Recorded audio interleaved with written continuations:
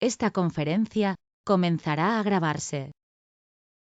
Bien, pues vamos a dar comienzo a una nueva sesión de comentarios a las enseñanzas de Seth.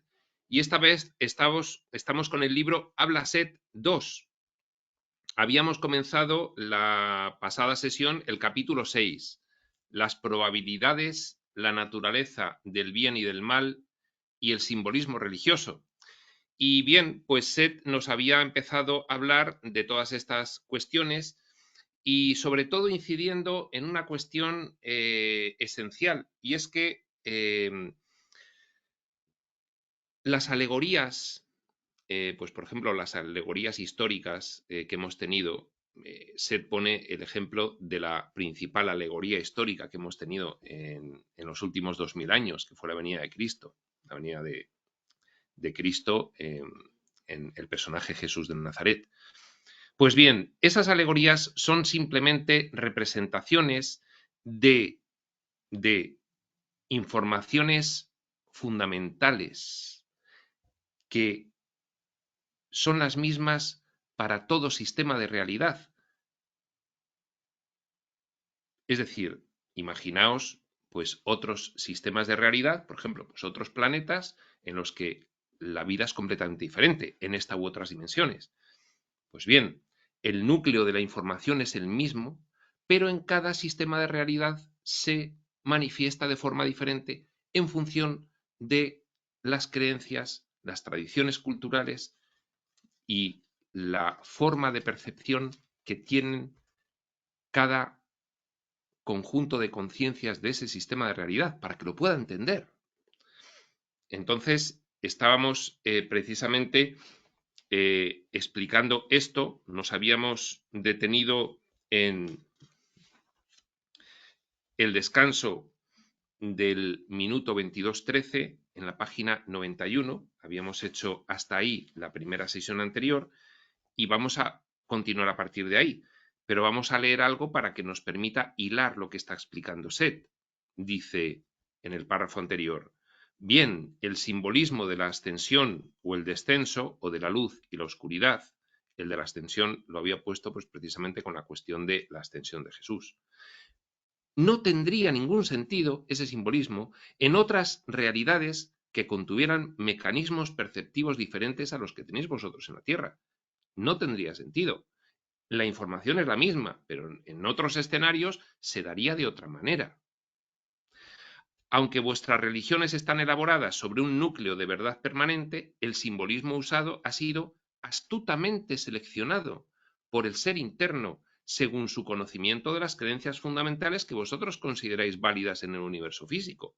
Es decir, el ser interno, el árbol de conciencia, la conciencia que sostiene toda la variabilidad infinita de experiencias, sabe que en cada sistema de realidad, dependiendo de cómo se hace ahí la percepción, cómo se realiza la percepción, y, es decir, dependiendo de los mecanismos perceptivos y de las creencias que hay en ese escenario, esa información se representa de una manera o se representa de otra.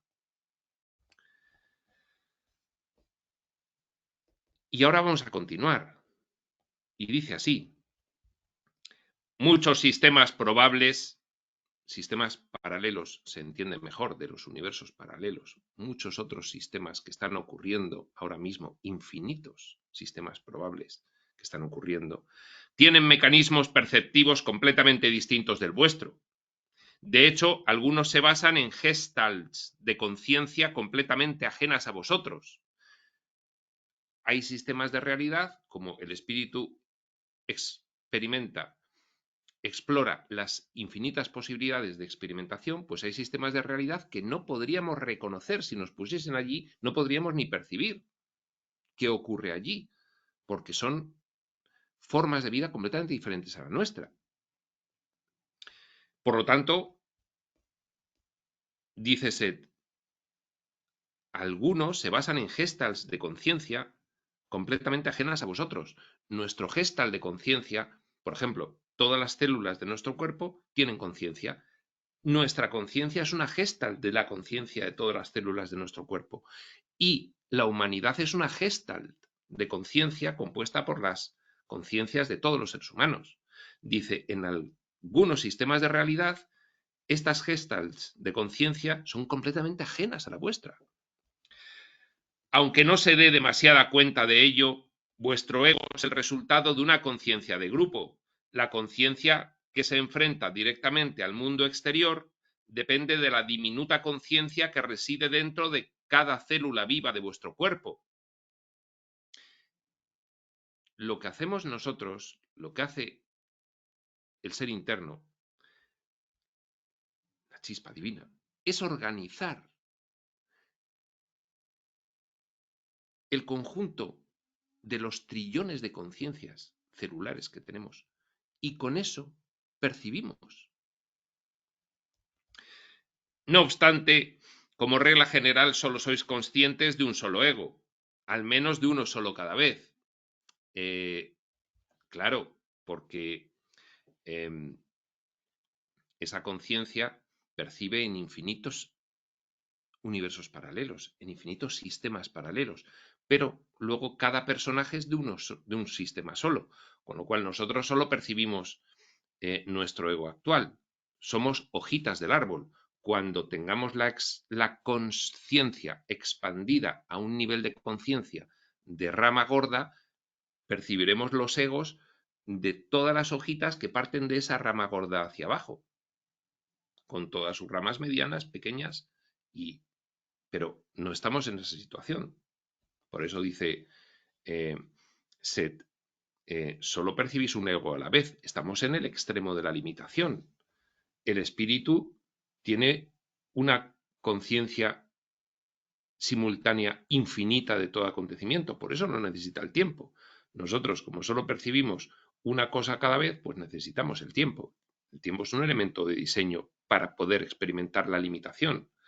Y en nuestro caso, la limitación extrema, una sola cosa cada vez. Nosotros percibimos solo nuestro ego, no percibimos los infinitos egos de los universos paralelos que la conciencia está sosteniendo. Tremendo.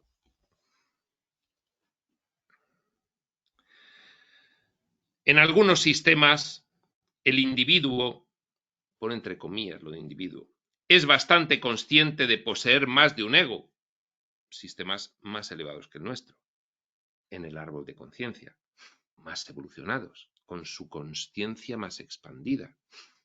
Hablando en vuestros términos, la totalidad de su organización psicológica es, en cierta manera, más rica que la vuestra. Un Cristo que no fuese consciente de esto no hubiera aparecido en un sistema de este tipo, ¿comprendéis? Por eso, en nuestro sistema, el Cristo aparece como un humano, como Jesús de Nazaret.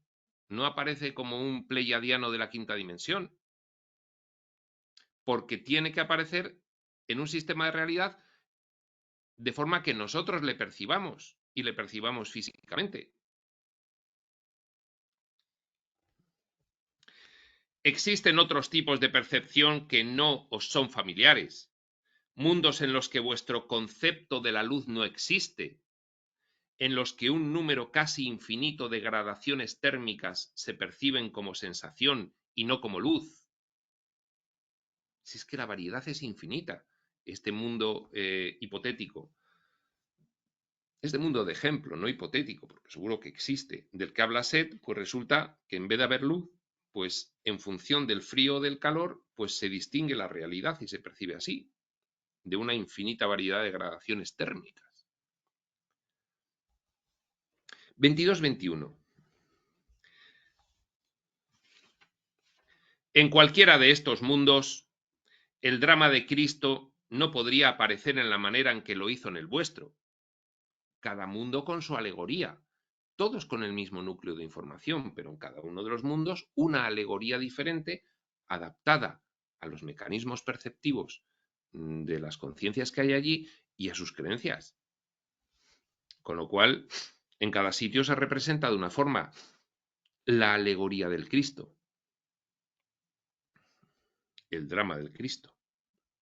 Bien, lo mismo puede aplicarse a cada una de vuestras religiones principales, aunque, como he dicho en el pasado, en términos generales, los budistas están más cerca de la descripción de la naturaleza de la realidad que el resto de las religiones. Los budistas están más cerca de la descripción de la naturaleza de la realidad que el resto de las religiones, a pesar de que no han entendido la eterna validez del alma por su exquisita invulnerabilidad, ni tampoco han entendido su carácter único. Bueno, pues la religión más evolucionada es la budista, pero no es una religión perfeccionada. Una religión perfeccionada es la que pretendió. Una religión perfeccionada sería aquella que se hubiese basado en el mensaje puro de Jesús, según lo pretendió dar, pero esa religión lamentablemente se distorsionó hasta ser una caricatura del mensaje puro de Jesús. Pero Buda, al igual que Cristo, interpretó lo que sabía de acuerdo con vuestra propia realidad, no solo de vuestra realidad física propia, sino de vuestra realidad física paralela. Es que, efectivamente, aunque hay muchos sistemas de realidad infinitos, de esos infinitos hay muchos de ellos. Cuando infinito lo divides entre dos, sigue siendo infinito. Hay muchos de ellos que son físico-materiales y muchos de ellos que son infinitos escenarios aquí en la Tierra. Infinitos universos paralelos aquí en la Tierra con todas las variaciones que, en fin, esto te estalla la cabeza, lo decimos siempre, es un poco locura, pero lo explica maravillosamente Set. 22-28. Los métodos. Los métodos secretos que hay detrás de todas las religiones se concibieron para conducir al hombre al reino de la comprensión que existe fuera de los símbolos y las historias, hacia una comprensión interna que le llevara tanto dentro como fuera del mundo físico que conocía. Los métodos secretos que hay detrás de todas las religiones, el esoterismo, el conocimiento profundo oculto a la mayoría que tiene cada una de las religiones, la espiritualidad profunda que subyace a cada sistema religioso, se concibieron para conducir al hombre a la comprensión, fuera de los símbolos, fuera de las alegorías, del núcleo de información fundamental, fuera de los símbolos y las historias, hacia una comprensión interna que le llevara tanto dentro como fuera del mundo físico que conocía. Es el ocultismo, es la espiritualidad profunda que se ocultaba en aquella época porque no podía contradecir la oficialidad. Pero todas las religiones lo han tenido.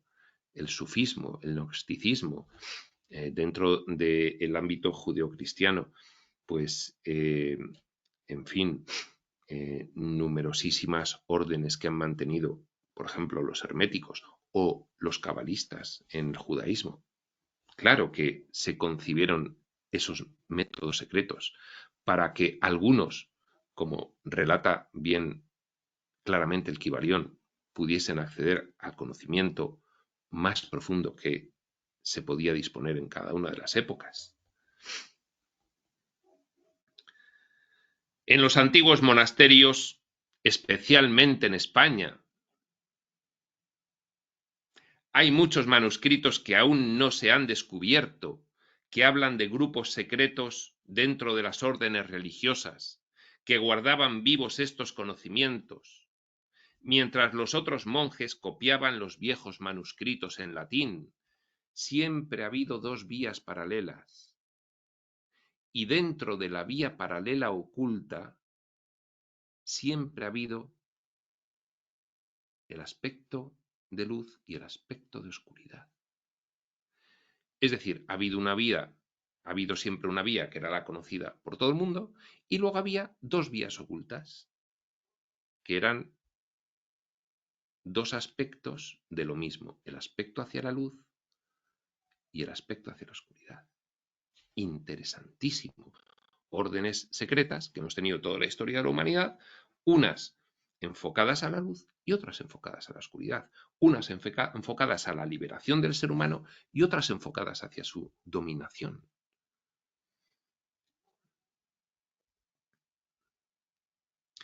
En África y en Australia hubo tribus que nunca aprendieron a escribir y que también conocían estos secretos, unos hombres llamados los que hablan. Memorizaron estos secretos y los difundieron incluso hasta la parte del norte de Europa antes del tiempo de Cristo, nos está contando Set una cosa impresionante que se puede conjugar perfectamente con la parte 3 del libro de Urantia, la historia de Urantia. Se puede conjugar perfectamente. Nos está diciendo Set que el conocimiento profundo ha ido a lo largo de la historia trasladándose siempre en una línea subterránea de conocimiento. Dice, antes de Cristo lo hacían de forma verbal los que hablan. Los que hablan eran los que tenían este conocimiento oculto. Después de Cristo, ya con las religiones, las sociedades secretas dentro de cada una de las religiones. Pero el conocimiento oculto profundo siempre se ha transmitido de una forma diferente al drama alegórico que se presentaba a la población en general.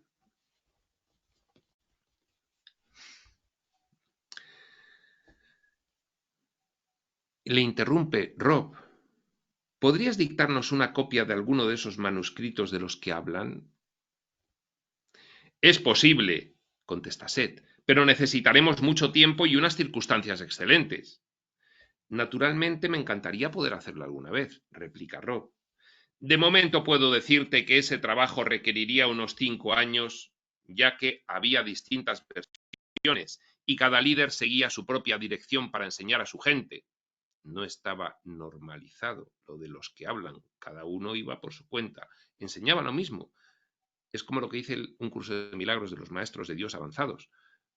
Aparentemente son muy diferentes y provienen de muy diferentes culturas y tienen costumbres muy diferentes, pero todos enseñan lo mismo. Pues eso es lo que ocurría con estos. Le pregunta a Rob, ¿me puedes dar un manuscrito de los que hablan? Y dices, no, no estoy aquí para eso.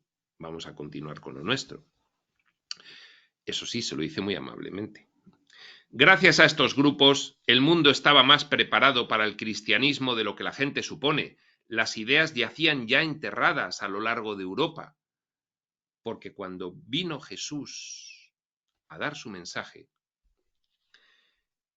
se llevaban miles de años preparando ese evento y ya metiendo semillas de ideas que luego iba a dar Jesús para que cuando las diese ya esas semillas estuviesen en las mentes humanas y se comprendiesen mejor. Y uno de los ejemplos es el de el que el libro de Urantia llama Maquiventa Melquisedec, que fue Hermes Trismegisto, que fue aquel que, preparando la venida de Cristo ya con conceptos que hacían que el mensaje de Jesús fuese más asimilable,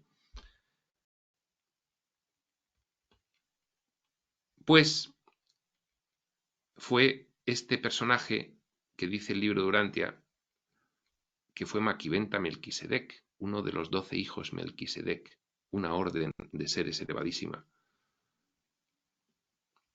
y que fue el mentor de Abraham, Melquisedec de Salem, el sabio de Salem. Salem es la ciudad que luego fue Jerusalén posteriormente, 1974 años antes de Cristo. Véase el que tenga interés en todo esto, véase en la serie de Espacio Sutil de El Kybalión en YouTube o en iVoox los capítulos introductorios a lo que es el comentario del propio libro, que ahí se hace una digresión larguísima sobre todo esto.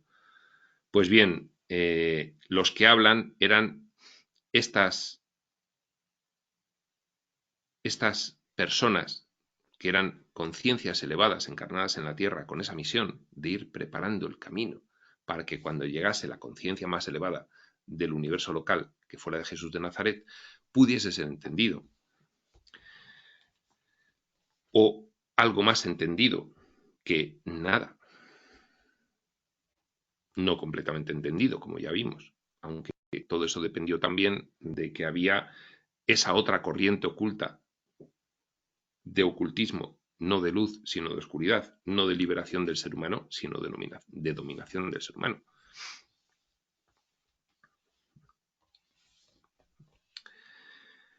Repetimos, gracias a estos grupos el mundo estaba más preparado para el cristianismo de lo que la gente supone. Las ideas yacían ya enterradas a lo largo de Europa. Nota de Rob. Pausa a las 22:36. Enterradas, buried, era la palabra que Seth quería aquí. Se lo pregunté para asegurarme. Nota. Seth ya había mencionado otra vez a los que hablan. Ocurrió de una manera bastante inesperada en la sesión 558 del 5 de noviembre de 1970. Hace 10 sesiones, porque esta es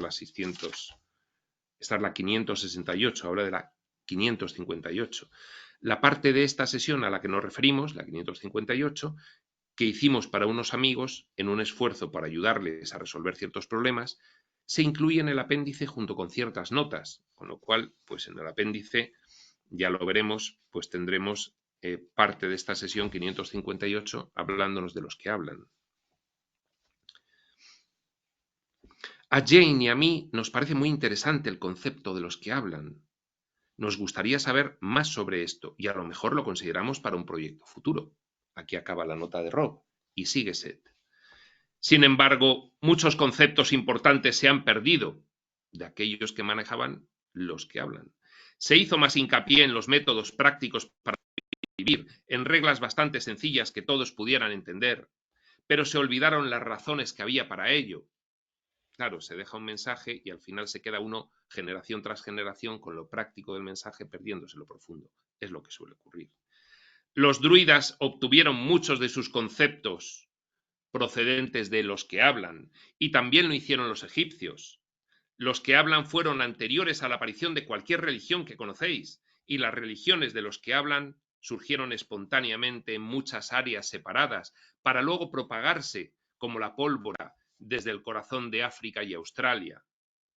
Hubo un grupo separado en un área que posteriormente habitaron los aztecas, aunque las masas de tierra eran algo distintas en ese tiempo, y algunas de las cuevas habitadas más bajas estuvieron a veces bajo el agua. Insisto, de todo esto que dice Seth, el que quiera empaparse bien al detalle, la parte tercera del libro Durantia, la historia de Durantia, habla de todo esto extraordinariamente detallado. 22:41. Algunos grupos de los que hablan continuaron existiendo a través de los siglos. Como estaban muy bien entrenados, los mensajes retuvieron su autenticidad. Sin embargo, creían que era una equivocación poner las palabras en forma escrita, así que nunca llegaron a registrarlas. Tampoco lo hizo Jesús, por otros motivos.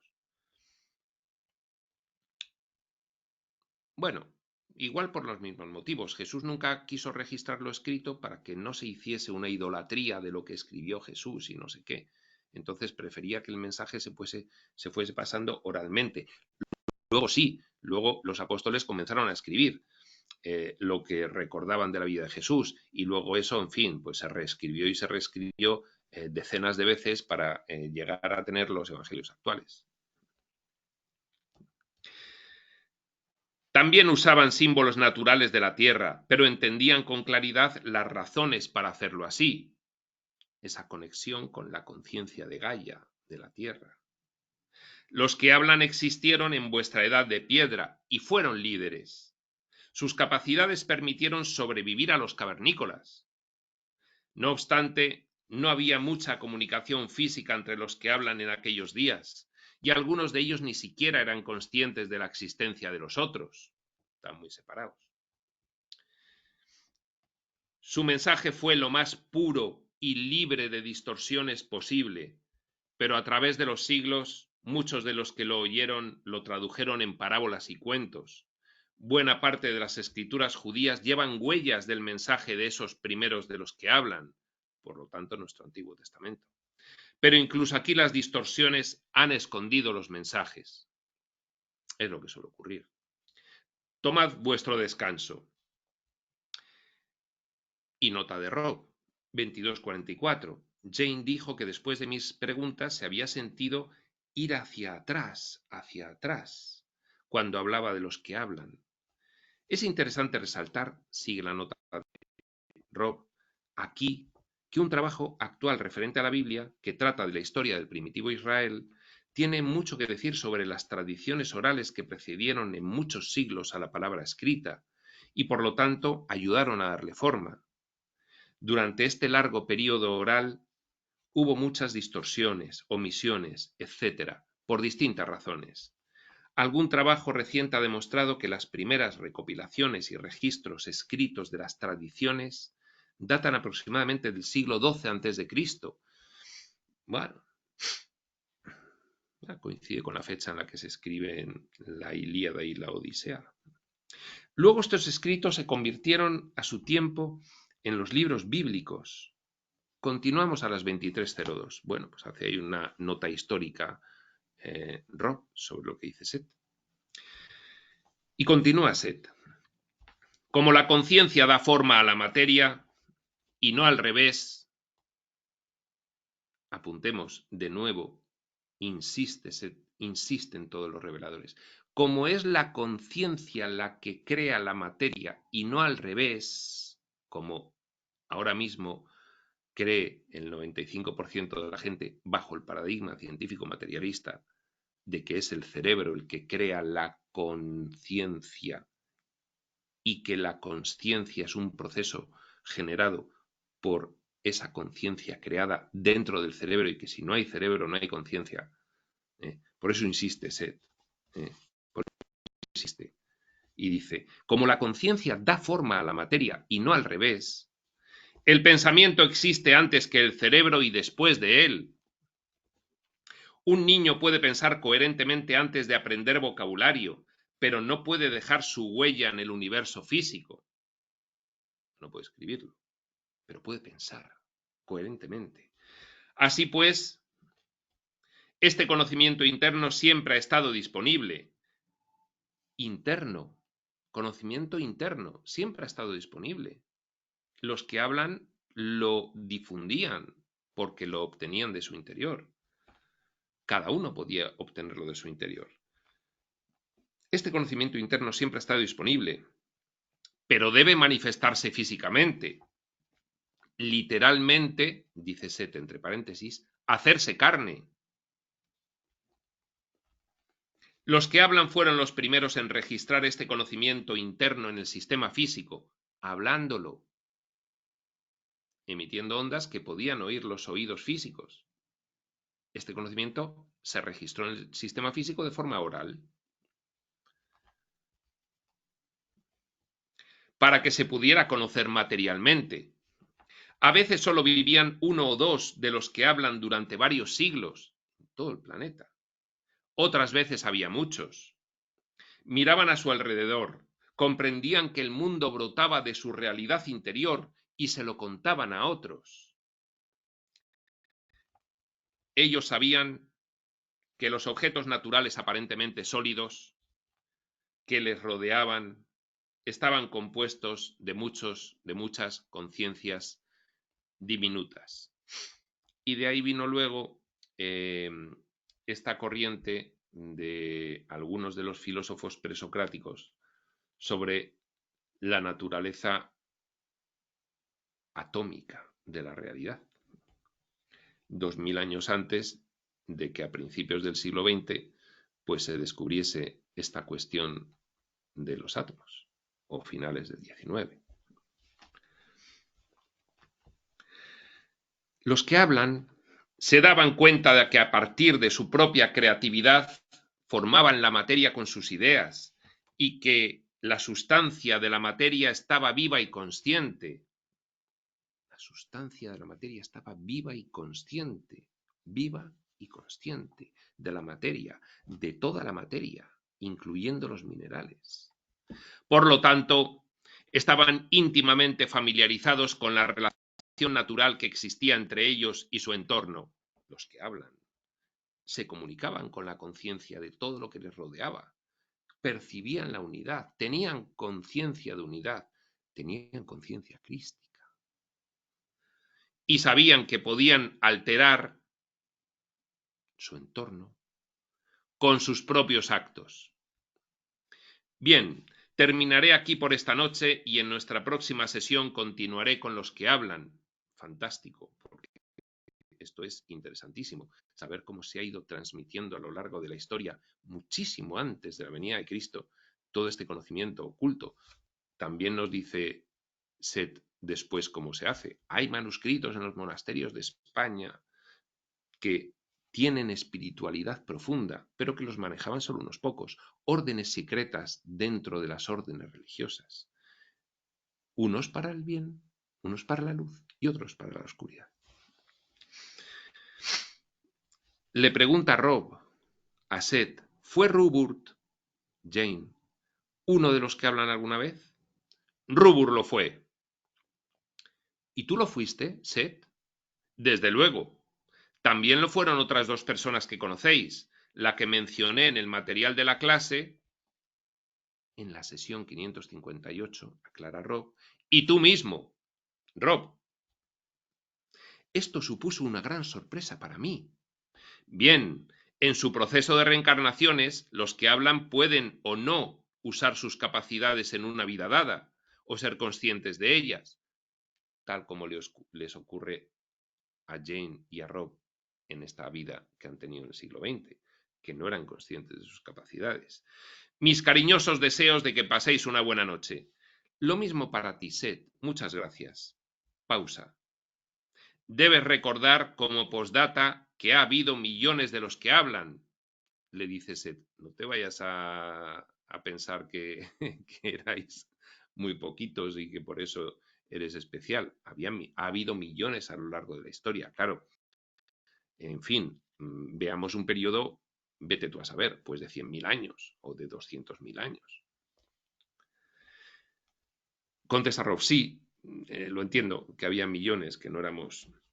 Eran las 23:13. Jane dijo que recordaba que Set había dicho que nosotros dos habíamos sido de los que hablan y que había tenido una reacción de incredulidad mientras estaba en trance. Luego sintió que Set mencionaba que habían sido millones, con lo que había borrado cualquier sensación de que éramos especiales por el hecho de que ambos hubiéramos sido de los que hablan y por estar produciendo ahora el material de Set. Después de la sesión me pregunté si el material de Set sería una versión distorsionada de los mensajes de los que hablan. Jane dijo que era posible, aunque creía que el material de los que hablan debía haber sido más poético, probablemente. Pues muy bien, aquí acaba la sesión 568, la primera sesión de este capítulo 6, las probabilidades, la naturaleza del bien y del mal y el simbolismo religioso. Y nosotros acabamos aquí y empezaremos la siguiente sesión nuestra con la sesión 569 de Jane Set con Rob. Por lo tanto, hasta entonces, sin más, prospector.